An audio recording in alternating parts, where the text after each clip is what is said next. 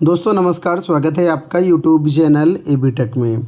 आज है 14 अक्टूबर 2024 और जान लेते हैं आज की महत्वपूर्ण खबरें जो आज के प्रमुख समाचार पत्रों पर छाई हुई हैं और आप लोगों के लिए बहुत ही इम्पोर्टेंट हैं। सबसे पहले यहाँ पर देखिए अपडेट है कि शिक्षकों की कमी से पढ़ाई पर संकट, छात्र संख्या भी कम हुई। लखनऊ से यह अपडेट है।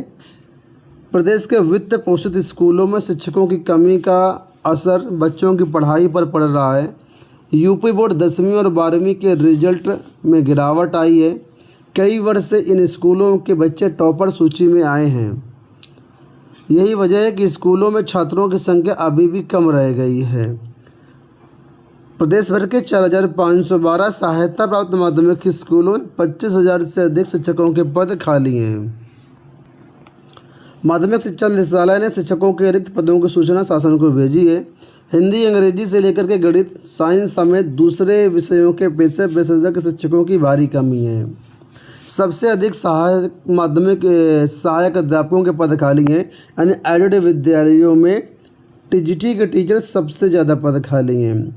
एक आंकड़ा दिया गया कि 70,803 सहायक अध्यापकों यानी टीजीटी के पदों में से 20,999 पद खाली हैं। जबकि प्रवक्ता की बात करें तो 22,220 पदों में से 4,703 पद प्रवक्ता के खाली हैं। इसी तरीके से प्रधानाचार्य व प्रधानाध्यापक के 4,512 पद के सापेक्ष में 2,833 पद खाली हैं। तो एडेड विद्यालयों में सबसे ज़्यादा पद खाली हैं और लंबे समय से छात्र मांग कर रहे हैं इनकी पदों को जो है नई इसमें 2022 के टीजीटी पीजीटी भर्ती में जोड़ दिया जाए। लेकिन फ़िलहाल अभी तक कोई भी इसमें सुनवाई नहीं हो पाई है और लगातार टीचर्स की कमी के चलते छात्र संख्या भी कम हो रही है और बच्चों की पठन तो डिस्टर्ब है ही। एक आंकड़ा दिया है यहाँ पर देखिए कि लखनऊ में 98 वित्त पोषित यानी एडेड स्कूल संचालित हो रहे हैं। इन स्कूलों में करीब 600 शिक्षकों के पद खाली हैं। मेहंदीगंज स्थित जगन्नाथ प्रसाद साहू इंटर कॉलेज में 800 बच्चों पर सिर्फ 5 सहायक अध्यापक हैं। तो देखिए 800 में 5 सहायक अध्यापक है, तो आप यहाँ पर छात्र और शिक्षक अनुपात लगा सकते हैं।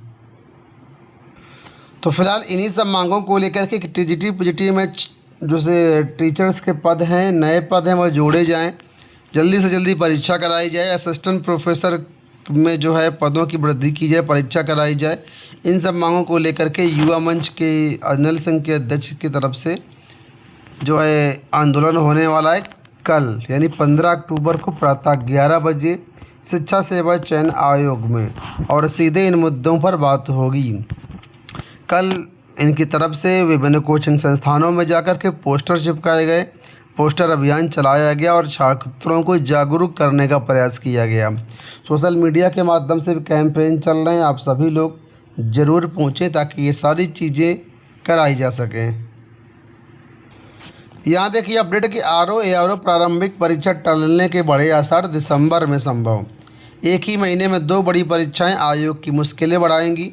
उत्तर प्रदेश लोक सेवा आयोग की सांसें पीसीएस 2024 परीक्षा में फूल रही हैं। 26-27 अक्टूबर को होने वाली पीसीएस प्रारंभिक परीक्षा 7 और 8 दिसंबर को कराए जाने की योजना बन गई है।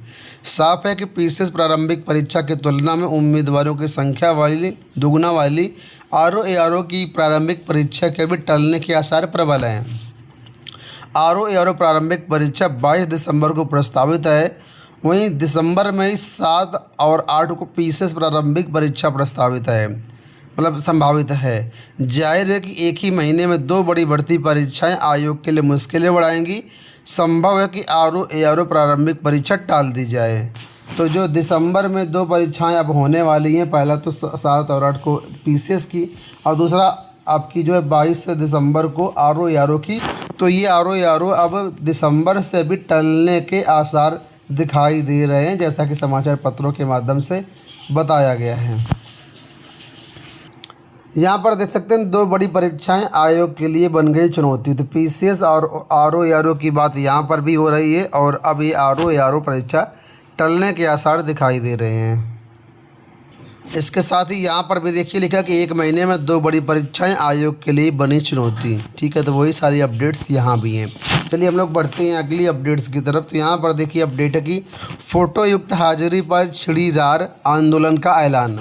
स्वास्थ्य विभाग में कार्यरत एएनएम को संबंधित उपकेंद्र पर पहुंचते ही फ़ोटो अपलोड करने का आदेश दिया गया है। इसके विरोध में एएनएम संघ ने आंदोलन का ऐलान किया है। वे 15 अक्टूबर को परिवार कल्याण महानिदेशालय में प्रदर्शन करेंगे। उनका तर्क है कि नई व्यवस्था से शोषण बढ़ेगा। आपको बता दें पूरे प्रदेश में लगभग 40,000 एएनएम कार्यरत हैं और उनके पास 5 से 7 गांवों का प्रभार रहता है। ग्रामीण इलाके में नेटवर्क की भी समस्या रहती है। ऐसे में नए आदेश से उनकी हाजिरी प्रभावित होगी और वे किसी दूसरे गांव में अगर काम कर रही हैं तो फिर उपकेंद्र से फ़ोटो अपलोड करना संभव नहीं होगा। ये बातें कही गई हैं इनका जो संगठन है उनकी तरफ से।